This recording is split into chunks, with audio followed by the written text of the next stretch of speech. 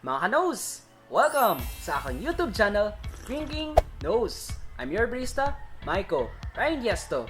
And for today's episode 55, mga must-try drinks and foods by Hearty Milktea Station.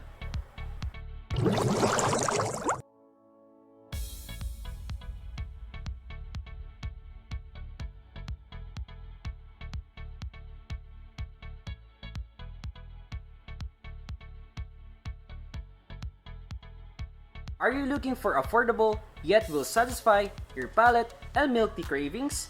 They have it for you. It's Hearty Milktea Station. They're located at PRQ, Parc Regency, Residences, Pavia, Iloilo City. Their price range is between 49 pesos up to 109 pesos. They're open every day for pickup and delivery starting 11 a.m. until 6 p.m. For delivery options, they're available via Errands Master and Delivery Heist. And for full list of menus and delivery details, I'll be providing description down below. And this episode is sponsored by Hearty Milktea Station. And disclaimer lang po, this is my own opinion and my own standards when it comes to taste test reviews. At ito na mga nose, yung shoutout portion natin.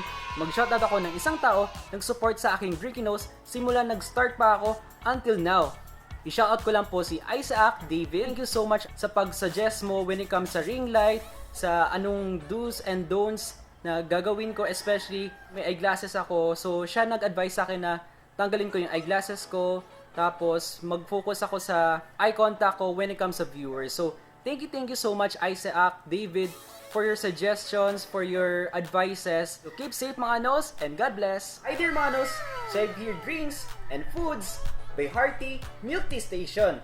But before anything else mga nos, please do like this video para ma-support natin yung small businesses and local business here in Iloilo City. And also, please share this video to one of your friends. Don't forget to subscribe to my YouTube channel, Drinking Nose. At para always kayo notified sa my latest episodes ko, just click the notification bell icon. And please lang mga nose, kapag may nakita kayong skip ads, kahit ilang seconds or ilang minutes lang po, please po huwag niyo pong i-skip. Malaking tulong na po yun sa aking channel, Drinking Nose. So before tayo mag-start, i-discuss ko lang muna yung sizes nila. So ito po yung small size nila.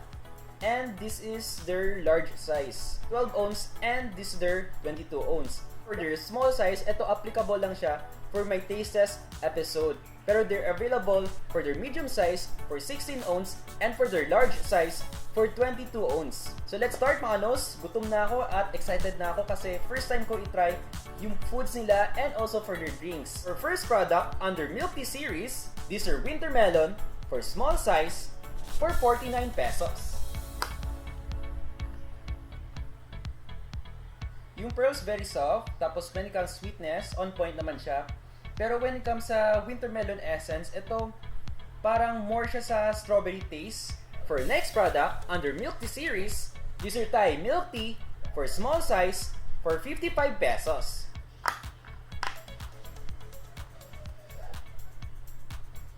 Ito well-balanced yung sweetness, hindi siya nag-overpower sa drink na to. Tapos naging present talaga yung Thai tea essence for this drink. The next product under Milktea series is their salted caramel for small size for 55 pesos. Okay sa akin yung consistency, yung texture, and also yung flavor for salted caramel. Well-balanced siya. Tapos hindi siya nag-overpower sa sweetness. Ito, tamang-tama proportion for its sugar level. For next product under Milktea series is their Matcha milk tea for large size, 79 pesos. Ito very distinctive when it comes sa matcha essence or yung lapuyot feel for this drink. Tapos yung sweetness, properly proportioned. Good job. And when it comes sa pearls, very soft, very easy to eat. For next product under cheesecake series is their red velvet cheesecake with graham for large size, 79 pesos. Ito faint taste yung cheesecake and also for its graham. Pero when it comes to texture and also for its flavor, for red velvet, on point siya. Naging creamy siya, naging thick yung drink na to. Hindi siya nag-overpower sa sweetness. For next product under Oreo series, is Hokkaido Choco Oreo for large size, 79 pesos. Ito properly balanced and well complement yung lahat po ng ingredients for this drink. Yung Hokkaido tea essence, very present. And also for its Oreo granules and chocolate flavor. For our next product under Oreo series is your Okinawa cookies and cream for small size, 69 pesos. For this drink, ito yung lighter version for its Oreo flavor and also for its tea essence. Okay naman sa akin yung lasa niya. On point naman yung tea essence for its Okinawa. Tapos when it comes sa cookies and cream, nandun naman yung creaminess and also for its texture. For next product, under Strawberry Berry Mermaid Taro for small size for 55 pesos. Doon naman yung Taro essence and also for its thickness. Pero yung downside lang dito is sobrang tamis siya sa akin for my taste. Next product under Choco Addict series, this is Nutella Milktea for small size for 55 pesos. Ito, rich yung texture, yung flavor, and also for its essence for Nutella. Okay, let's proceed for their foods. For their Isaw for 5 pesos. For pork barbecue, between 10 pesos up to 12 pesos. And for their chicken skin, for 5 pesos. Tayong Isaw, pork barbecue, and chicken skin. For Isaw mga nos, I have 5 pieces or 5 sticks. And also for pork barbecue, I have 7 sticks or 7 pieces. And for chicken skin, 5 sticks or 5 pieces. So, unahin muna natin si Isaw.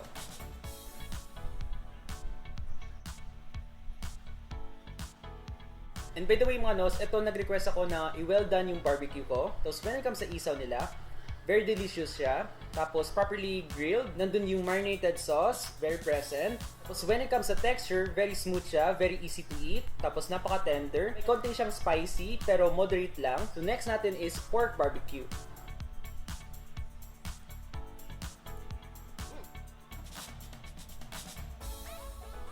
Notice ko dito, when it comes sa sauce nila, may mixture siya ng sweet, savory, and also spicy.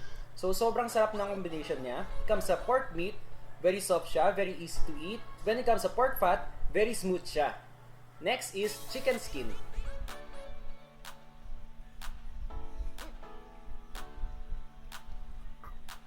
So, chicken skin, very smooth siya, tapos very easy siya madurog sa bibig habang kinakain. Next product, this is Siomai for 4 pieces for 25 pesos. Contains beef, chicken, shark fin, and Japanese siomai. So ito mga nos, 15 pieces, assorted na siya. And also meron silang provide sauce, so na-mix ko na siya. Meron silang toyo mansi and also their chili sauce. Nakulangan lang ko ng savory, yung meatiness, yung juicy, and also for its tenderness. Nandun naman yung meat niya, pero dahil napaka-dry niya, basic or average taste value siya for my taste. Okay, for rating manos, Wintermelon, Siomai, and Mermaid Taro, I'll give this an 8. For their Isaw, pork barbecue, and chicken skin, and sa mga remaining drinks sila, I'll give it a perfect 10. Yung drinks na pwede ko suggest for Oreo, cookies and cream, and chocolate lovers, I would suggest si Nutella, si Okinawa cookies and cream, Hokkaido Choco Oreo, and also red velvet cheesecake with grey ham. And yung drinks na pwede ko suggest for on the go, I would suggest si Thai milk tea and also si Matcha milk tea. Sa mga drinks na pwede ko suggest for sweet lovers and sa mga kids, I would suggest si Wintermelon, si salted caramel, and also si Mermaid Taro. Sa packaging nila, especially for their cups, ito napakadelikado nito when it comes sa delivery kasi madali siyang matapon tapos hindi talaga siya ma-secured. Napaka-smooth ng lids nila and also for their cups.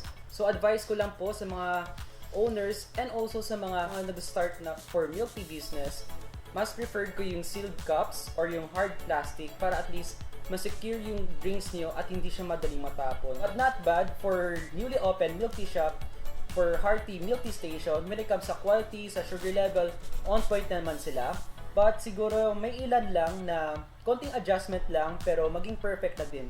So thank you so much Hearty Milk Tea Station for allowing me to feature your products, especially for my vlog episode Drinking Nose. So Hearty Milk Tea Station is budget friendly, very accommodating barista and owners, has good quality of products, and drinking nose standards approved. So once again, thank you so much and congratulations to Hearty Milktea Station.